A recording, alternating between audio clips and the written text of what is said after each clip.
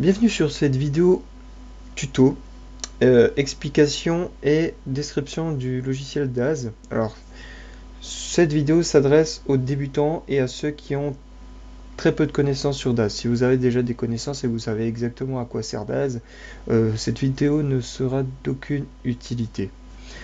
D'abord, je vais vous présenter ce qu'on va faire avec cette version de DAZ. Je dis bien cette version, hein, pas les précédentes. Donc, avec cette version, on pourra faire des images de ce type. Voilà, d'une très belle qualité. Alors, la vidéo ne met pas en valeur ces images parce que voilà, avec l'encodage, ça compresse le tout, etc. Donc c'est un peu moche. Mais je vous garantis que ça fait de très belles images. Donc vous voyez que là, bon, il y a eu de la post-production, donc c'est-à-dire qu'il y a une image de DAZ, puis ensuite ça passe sous Photoshop et d'autres logiciels. Mais il y a une image de base et le personnage ici a été fait sous DAZ, Studio 4.8, Irradium, son nom de code. Voilà. Donc la grosse nouveauté pour ceux qui débarquent et qui ne sauraient pas, c'est que cette version de DAZ amène un tout nouveau moteur de rendu. Avant, DAZ se basait sur un seul moteur de rendu par défaut, c'est-à-dire celui qui est embarqué dedans.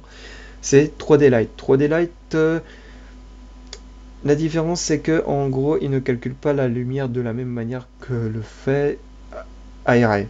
Je ne vais pas vous donner les détails techniques. Disons qu'avec Airray, vous aurez vraiment cette impression de décor d'ambiance froide, fraîche, grande et ouverte. Avec 3D Light, c'est plus des ambiances closes, chaudes, chaleureuses, renfermées. Chaque moteur de rendu a ses avantages et qualités.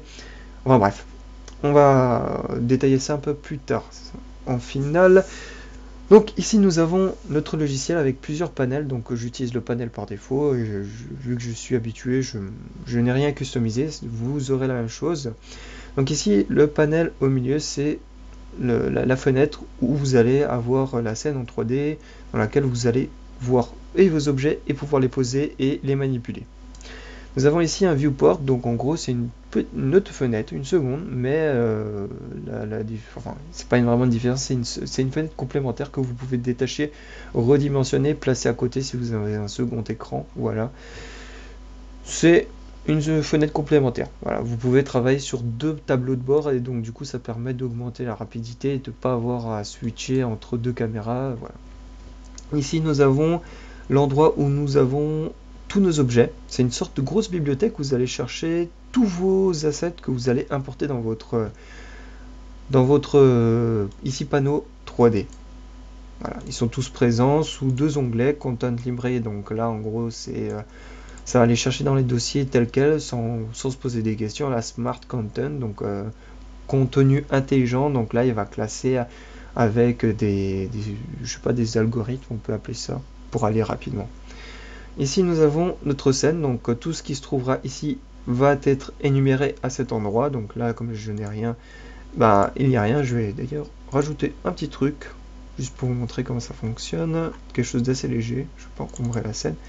Donc voilà, vous avez votre bench qui apparaît ici en 3D, voilà, et il apparaît autant ici. Environnement, c'est pas forcément nécessaire. Nous avons ensuite différents menus avec des options et des paramétrages et de création de certaines choses que je vais pas détailler ici. Ensuite, les paramètres par défaut qu'on trouve dans n'importe quel logiciel, donc créer une nouvelle scène, open, donc ouvrir une nouvelle scène, merge, donc ça veut dire importer dans une scène déjà existante sans effacer ce qui existe déjà, donc importer dans une scène, sauvegarder et importer ou exporter un fichier. Voilà, si vous voulez l'utiliser avec d'autres logiciels tels que ZBrush ou 3ds ou Cinema 4D, ce genre de choses. Nous avons la création ici de lumière et de caméra et d'objets. Voilà. Et là, nous avons des outils de sélection qui sont assez multiples pour pouvoir sélectionner selon ses besoins. J'ai pas l'habitude de les utiliser tous, juste c'est celui-là et celui-là. Celui-là me permet de pouvoir sélectionner, d'avoir une sélection d'un objet. Parce que si l'objet n'est pas sélectionné, vous ne pouvez pas vous amuser ici. Mais le souci, c'est que si vous avez les flèches qui sont par-dessus, des fois ça cache certaines choses que vous avez besoin de voir. Donc voilà, petite chose à savoir. Ensuite, nous avons ici des paramétrages assez importants. Celui-ci règle les paramétrages de votre moteur de rendu. Voilà, donc on va voir peut-être un peu en détail très rapidement. Et là, si vous cliquez dessus, ça va lancer, ouvrir une nouvelle fenêtre et lancer le rendu final. Donc vous avez fait votre scène, vous voulez une image, comme si vous preniez un appareil photo et preniez une image. Ensuite, nous avons ici les onglets qui concernent l'objet que vous avez sélectionné. Donc là, je sélectionne mon objet et en fonction de l'objet qui est sélectionné, des paramètres sont disponibles. Donc voilà, je peux par exemple faire des déplacements ici, etc. Changer la résolution de l'objet. Ici, shaping, donc comment est-ce qu'on peut dire ça en français? Je sais pas, c'est pas forcément le déplacement, c'est l'agencement. Je n'ai pas de mot exact ici précisément, mais ça concerne plus pas des objets statiques tels que là le banc, mais plus des êtres humains ou des mécanismes, des portes, vous voyez, qu'on peut ouvrir, fermer, ce genre de choses. Posing, donc là c'est poser les objets. Donc là, comme c'est un objet statique, il n'y a pas vraiment de choses très complexes, mais dès qu'on commence à toucher à des êtres humains dans la scène, les détails se multiplient ici. Et la surface, là vous pouvez vous amuser à changer la couleur de la surface de votre objet avec mettre des textures, des bitmaps, des normal maps, etc. Changer la réflexion, le glossiness, le gloss, la réflexion tout basique, voilà. Et ensuite nous avons un paramètre qui concerne uniquement les lumières qui sont dans la scène, donc il n'y a rien, donc voilà, je peux pas sélectionner, et les caméras. Voilà. Et je crois avoir fait très rapidement évidemment, le tour. Donc nous avons ici une timeline, donc ça c'est si vous voulez faire un petit film d'animation qui est couplé à Animate Light. Je ne vais pas détailler, ce n'est pas forcément nécessaire tout de suite. Et il me semble que j'ai fait à peu près le tour. Donc, je disais qu'il y avait deux moteurs de rendu et c'est assez important puisque vous aurez maintenant le choix de choisir soit 3D Light ou Nvidia. Et c'est une chose assez lourde à prendre en compte puisque ces deux moteurs de rendu ont une façon, chacun ont une façon de fonctionner très particulière. Vous serez obligé de rajouter des lumières dans 3D Light et celles-ci n'auront pas le même impact si vous choisissez l'autre moteur de rendu. Donc imaginez vous créez une scène en ayant dans l'idée d'utiliser 3D Light comme moteur de rendu. Et puis par la suite vous dites oh bah tiens je vais passer sur Nvidia, donc là il suffit juste que je le sélectionne et hop ça change le moteur de rendu quand je vais demander à ce que l'image soit générée.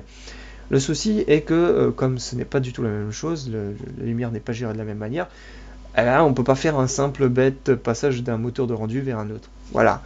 Donc ceci étant dit, il faudra bien réfléchir au moteur de rendu, ses avantages, ses inconvénients, ce qu'on va en faire, le type de scène qu'on veut rendre, etc. Donc, vous voyez que les paramètres ici sont aussi différents. Voilà, chaque moteur de rendu a ses types de paramétrage. Excusez-moi, de la fatigue, il est minuit et je suis fatigué. Donc vous voyez que les paramétrages ne sont pas du tout les mêmes. Donc ça sera soit dans une autre vidéo, d'ailleurs je vous conseille, j'ai fait des vidéos tutoriels des vidéos tutoriels qui abordent point par point ces paramétrages pour Nvidia.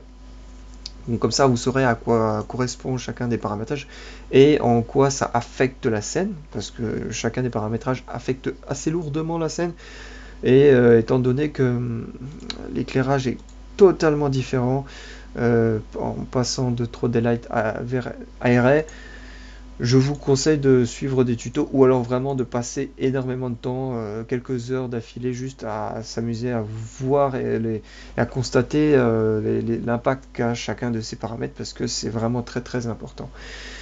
Ceci étant dit, qu'est-ce qu'on peut faire avec Nvidia? Donc là c'est ce que je vous ai montré, mais bon c'est pas des rendus personnels et généralement il y a toujours de la post-prod derrière. Moi je suis un adepte du tout pur, en essayant de faire un minimum de post-prod. Évidemment on peut pas, c'est pas vraiment possible à tous les coups, mais à 99% moi je fais pas de post-prod. Donc voilà, vous avez une voiture ici, une Camaro sans post-prod, donc tel quel, avec une peinture customisée. Voilà, un shader customisé que j'ai créé un peu par hasard et qui se trouve être parfait pour les voitures des années 90-2000, peinture Night Grey que j'ai nommé. Donc voilà, on peut faire vraiment des rendus assez convaincants. Donc voilà, vous en avez un autre. Ça c'est encore une expérience, donc avec un personnage, un shader que j'ai posé par-dessus. Donc ici, là, tous les rendus qui sont ici, ce sont des rendus aérés. Donc voilà. Voilà, donc je pense avoir fait très rapidement le tour. On peut lancer d'ailleurs le rendu pour voir comment est-ce que ça fonctionne. Et d'ailleurs, je vais vous expliquer certaines subtilités. Donc, ouais, il a lancé le rendu, mais à mon avis, j'ai pas du... Voilà, il n'y a pas le fond. Ouais, j'aurais peut-être dû faire en plus petit. Et avec le background pour que vous voyez bien, oui. Ah oui, petite nouveauté, c'est que vous pouvez résumer. Donc à tout moment, si vous avez stoppé, puis vous dites, oh non, bon, bah, j'aimerais bien qu'il continue ce qu'il a commencé, théoriquement, vous pouvez. Voilà, je continue. Si je baisse, là, vous voyez, il continue ce qu'il avait stoppé en pleine route. C'est une option très très intéressante et qui n'était pas présente sur la version précédente. Donc, ça reste assez simple. Malheureusement, pour le moment, il n'y a pas de scène pré-rendue, c'est-à-dire que vous double-cliquez et voyez comment ça se passe. Pour le moment, toutes les scènes ici ont été calibrées pour 3D Light, donc vous pouvez tout de même toujours vous amuser avec 3D Light. Donc je vais vous montrer comment ça se passe. Donc vous arrivez dans Ready to Render, et vous double-cliquez sur n'importe laquelle de ces scènes. Moi je vais prendre la plus légère pour le moment, avec un perso quand même. Voilà, donc ici nous avons notre scène qui est en 3D. Hein. Donc vous voyez bien que notre personnage est vraiment en 3D. Je précise parce que des fois certains essaient de vendre leur logiciel en jouant sur les mots. Donc là c'est vraiment un logiciel 3D. Et on va évidemment choisir pas le moteur de rendu Nvidia, on va prendre 3D Light puisque c'est la scène qui a été construite pour ce moteur de rendu. On clique ici. Donc d'abord il va optimiser les images. Vous voyez, c'est un peu différent puisque dans 3D Light, le moteur de rendu part quasiment à sec dès le départ, vous voyez. Donc là, il faut qu'il y ait un préchargement des images, enfin disons qu'il recalcule ou optimise, comme il dit, les images. Et donc, là, voilà. Il faudrait que je fasse une petite vidéo, comparaison, la même scène mais avec Nvidia. Mais je pense que c'est pas forcément nécessaire. Vous vous rendez compte que, avec toutes les explications que j'ai données, qu'il y a deux moteurs de rendu et chacun sa propre façon de jouer de l'éclairage dans une scène. Mais c'est pas pour autant que Nvidia est plus fort sur tous les points par rapport à 3D Light. 3D Light a ses avantages et ses inconvénients. Déjà, avantage, si vous n'avez pas de carte Nvidia, c'est mort pour vous. Essayez de faire un rendu avec juste le CPU, il faudra un CPU de la mort qui tue. Alors que 3D Light est beaucoup plus rapide avec le CPU. Donc ça c'est une chose aussi à savoir. Et comme j'ai dit, c'est vraiment utile pour avoir des petits détails, des scènes d'intérieur aussi. Ça marche mieux, beaucoup mieux. Et n'empêche qu'avec 3D Light, si on a des bonnes compétences et un savoir-faire, on peut quand même arriver à de très très très jolies scènes. Donc c'est pas forcément un moteur à abandonner, c'est un moteur qu'on a là par défaut, et puis il y a iRay qui débarque, le petit nouveau. Et il faut savoir jouer des deux, parce que je pense que ils se complètent l'un et l'autre. Je vais pas finir forcément le rendu, c'est pas forcément nécessaire. De toute façon, vous pouvez tester vous-même, c'est d'autant plus intéressant que de me voir moi-même le faire. Donc, j'ai rien d'autre à dire. Il y a des vidéos de tutos qui sont déjà présents, que ce soit moi ou d'autres personnes sur YouTube. Checkez, il y a déjà pas mal de tutos sur iRay et j'ai rien d'autre à dire. Laissez un petit like, un petit j'aime, ça fait toujours plaisir. Tester le logiciel, comme je ne l'ai pas précisé, mais il est gratuit. Voilà.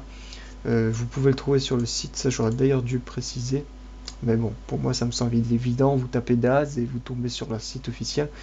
Vous voyez que c'est marqué Free 3D Software. Donc il est gratuit. Puisque en fait tout leur fonds de commerce c'est la vente de objets. Tous ces personnages, bon alors il y a une base qui est gratuite, donc par exemple ce personnage, pour les scènes que vous voyez, Ready to Render, tout ça c'est gratuit, mais par exemple j'ai des choses qui ne sont pas gratuites. Par exemple, vous voyez, Aiko 6 n'est pas gratuit, donc je l'ai acheté. Qu'est-ce que j'ai acheté d'autre? Lily ici, ça, et encore plein d'autres sets que j'ai achetés. Donc c'est là leur fonds de commerce, c'est pour ça que le logiciel est gratuit, donc il n'y a pas d'entourloupe, le logiciel est gratuit avec certains matériaux de base, et sur DeviantArt et d'autres sites, vous trouverez des assets gratuits. Voilà, si jamais vous avez vraiment pas d'argent, pas de fric. J'ai rien d'autre à dire, et cette fois, on se quitte.